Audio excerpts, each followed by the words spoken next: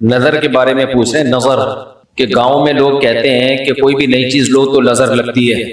دیکھو اس میں نظر تو برحق ہے، لگنے کا امکان ہوتا ہے، لیکن ہر وہ چیز جس کا امکان ہو ضروری نہیں ہے کہ وہ لازمی ہو بھی جائے.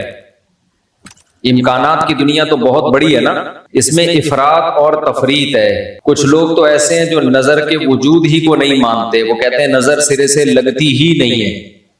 اور کچھ لوگ کہتے ہیں ایسے ہیں کہ اس میں بہت مبالغہ کرتے ہیں، ان کو ہر وقت لگ رہی ہوتی ہے ان کے رائے کے مطابق کہ اس کو لگ گئی، اس کو لگ گئی، اس کو لگ گئی، یہی چلتا رہتا ہے پروگرام. تو نہ اس میں وہمی بننے کی ضرورت ہے اور نہ نظر کا انکار کرنا جائز ہے ہمارے لیے.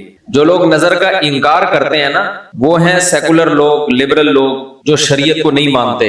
وہ کہتے ہیں اس کی کیا دلیل ہے؟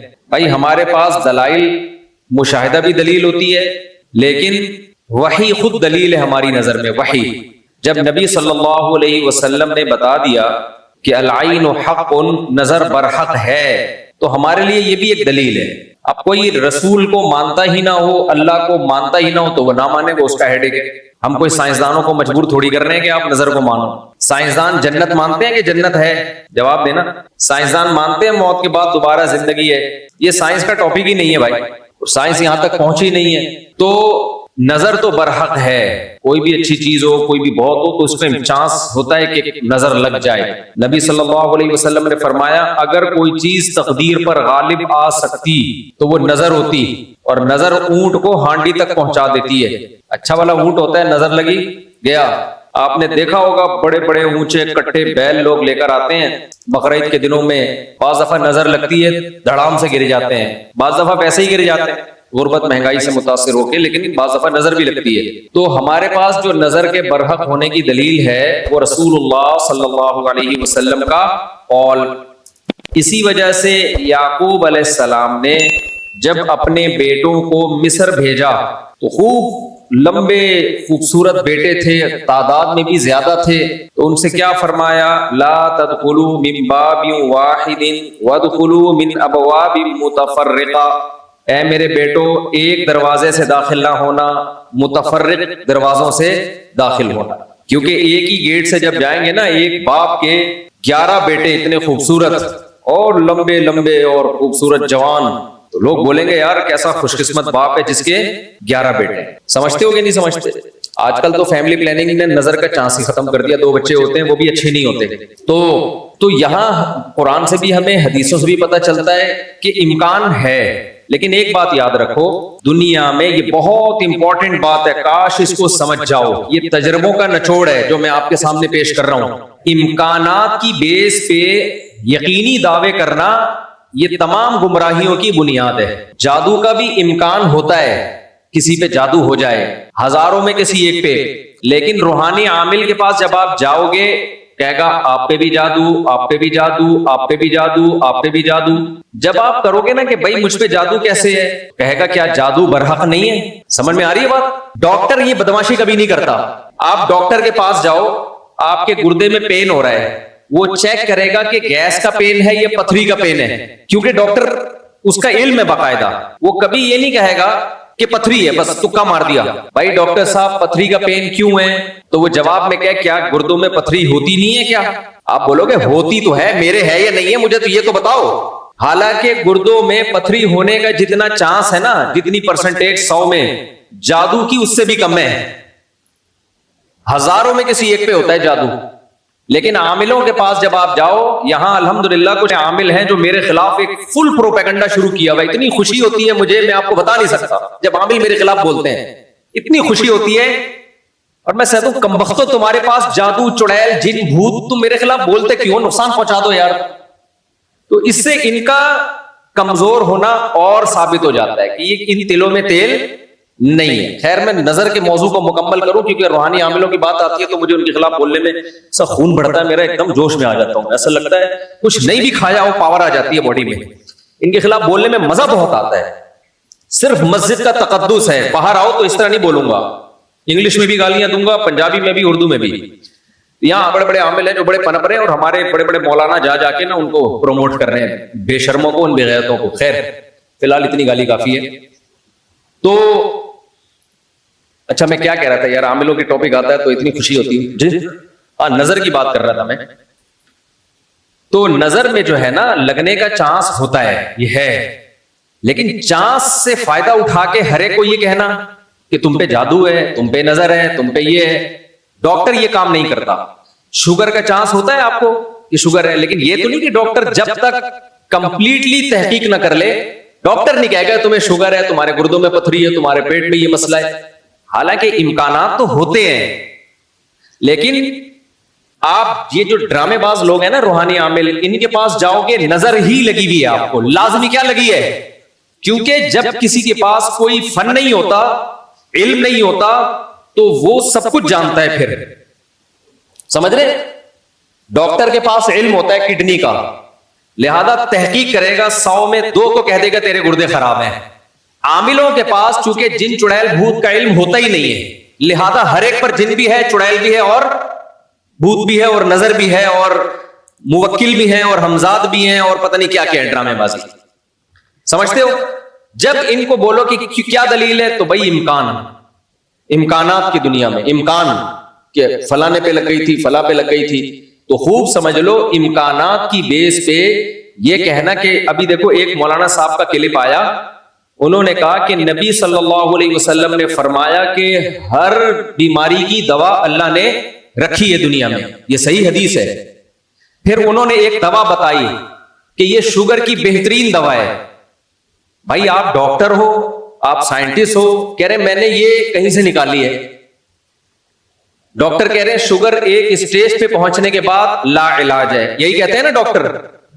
بھائی شوگر ایک اسٹیج پہ پہنچ جائے تو وہ کیا ہو جاتی ہے؟ اب ٹھیک نہیں ہو سکتی، کنٹرول کرنی پڑے گی، لبلبا ٹھیک نہیں ہوگا آپ کا. لیکن انہوں نے کہا کہ دیکھو ہر بیماری کی اللہ نے شفا پیدا کی ہے، تو یہ میڈیسن، یہ کوئی دیسی نسخہ ہے، یہ شوگر ٹھیک کر دے گا. اب دلیل کیا دے رہے ہیں؟ ہر بیماری کی اللہ نے دوا پیدا کی، یقیناً کی ہے، لیکن کیا وہ آپ کو معلوم ہے؟ کیا وہ دوا یہ ہے جو آپ پیش کر رہے ہیں؟ اس کی کیا دلیل ہے؟ بھائی بہت ساری دوائیں لوگوں کو معلوم نہیں ہے.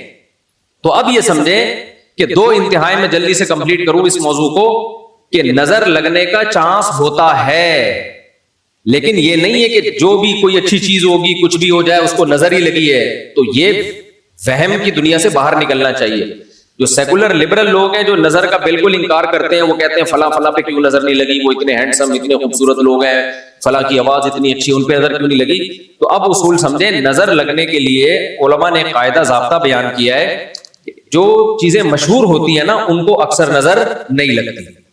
نظر ہمیشہ اچھمبے کی چیز کو، اچانک، جیسے میں لوگوں سے کہتا ہوں بھائی آپ انتہائی غریب تھے، سائیکل بھی نہیں تھی آپ کے پاس، اچانک آپ کے پاس بہت زیادہ پیسہ آ گیا، اور علاقہ بھی وہی ہے، رہتے اسی غریبوں کے محلے میں ہو، گندے نالے پہ رہتے ہو، سائیکل پہ تھے، اچانک لینڈ کروزر آ گئی آپ کے پاس.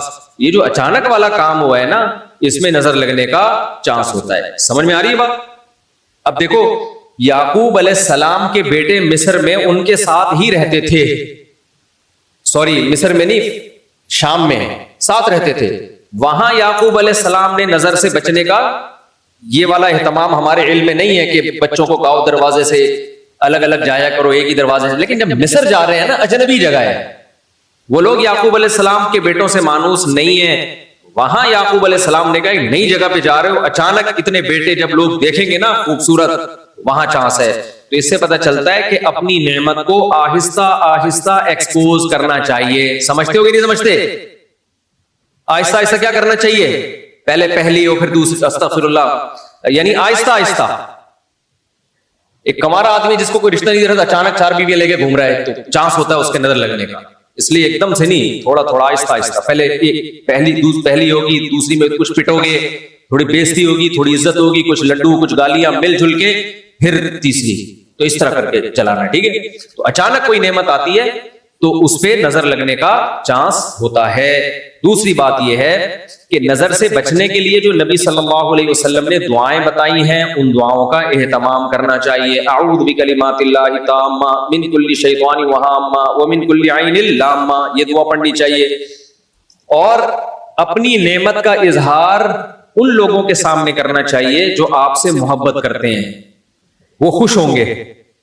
بعض دفعہ انسان دوسرے سے محبت کے دعوے کرتا ہے لیکن جیلس ہو جاتا ہے. جب آپ اس کو بتاتے ہیں نا میرے پاس اتنا پیسہ, میری ارننگ اتنی ہو گئی, تو وہ اندر اندر سے جل رہا ہوتا ہے, تو حاسد کی نظر لگنے کا چانس زیادہ ہوتا ہے. سمجھتے ہو؟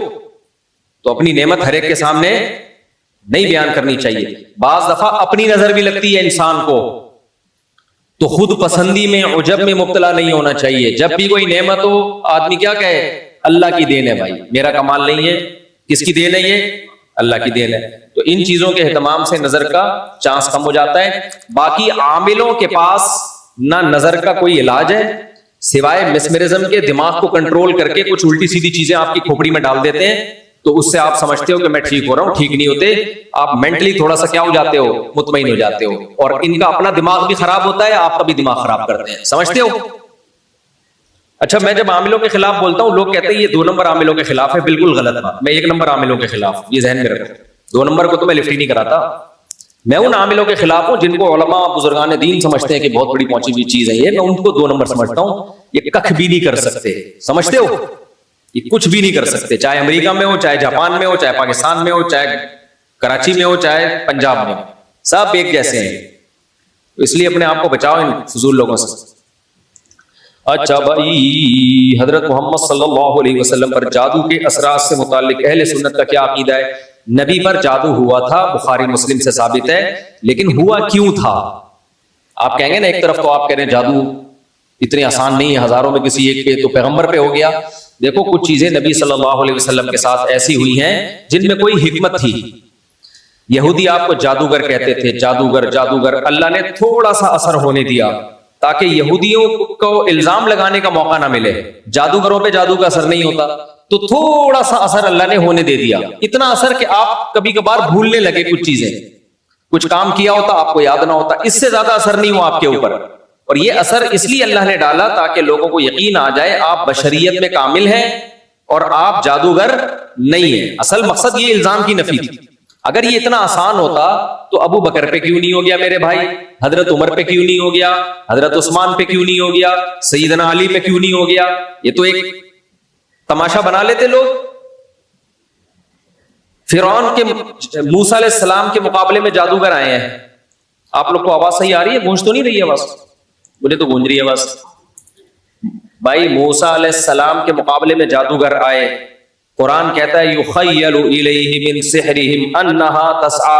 جادوگروں نے دماغ کو ایسا کیپچر کیا ہے کہ دیکھنے میں ایسا لگا کہ یہ لاٹھیاں نہیں بلکہ سانپ ہیں. حقیقت میں وہ لاٹھیاں سانپ نہیں بنی تھی, دماغ میں کچھ انہوں نے ایسا کیا ہے نا کہ یخیل, خیال پیدا ہوا کہ یہ لاٹھیاں نہیں بلکہ کیا ہے, سانپ. دیکھو انبیاء کے دماغ کو ایسے کیپچر نہیں کیا جا سکتا, لیکن اللہ نے یہاں ہونے دیا. موسیٰ علیہ السلام کو بھی ایسا لگا کہ یہ لاٹھیاں نہیں بلکہ کیا ہے, سانپ ہیں. اس میں حکمت تھی نا تاکہ مقابلہ تو ہو. اب سوال پیدا ہوتا ہے جب موسیٰ علیہ السلام مقابلہ جیت گئے, فرعون نے دھمکی دی جادوگروں کے کہ تمہارے ہاتھ پاؤں کاٹ کے میں قتل کر دوں گا, تو جادوگر وہی رسیاں دوبارہ فرعون کی طرف پھینک دیتے کہ تو قتل کر کے دکھا ہمیں. کیا خیال ہے بھائی؟ یا وہ فرعون پہ جادو کر دیتے. ہوا جادو فرعون پہ؟ بولتے کیوں نہیں؟ مجھے تو لگ رہا ہے آپ لوگ پہ ہو گیا.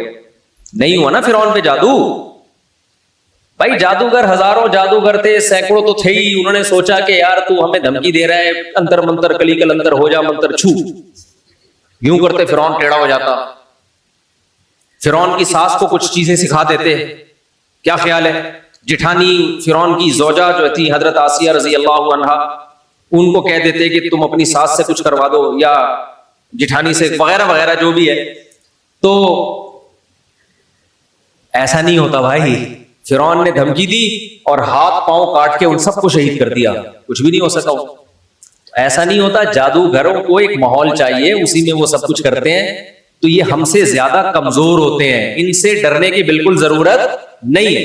دنیا میں سب سے کم اگر ڈرو نا تو عاملوں سے اور جادوگروں سے سب سے کم ڈرا کرو. جیسے کہ پولیس والے ان سے بالکل بھی نہیں ڈرتے.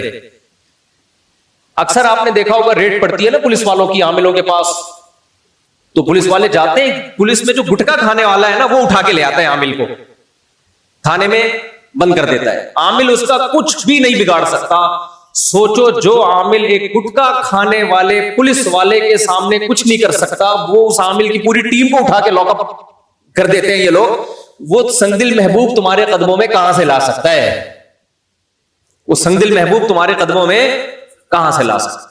تو یہ دنیا کے سب سے کمزور، سب سے ضعیف قوم روحانی عامل ہوتے ہیں، لیکن دماغ کا کھیل ہے سارا، تو لوگ ان سے ڈر رہے ہوتے ہیں. نہیں ڈرو تو آپ طاقتور سمجھتے ہو.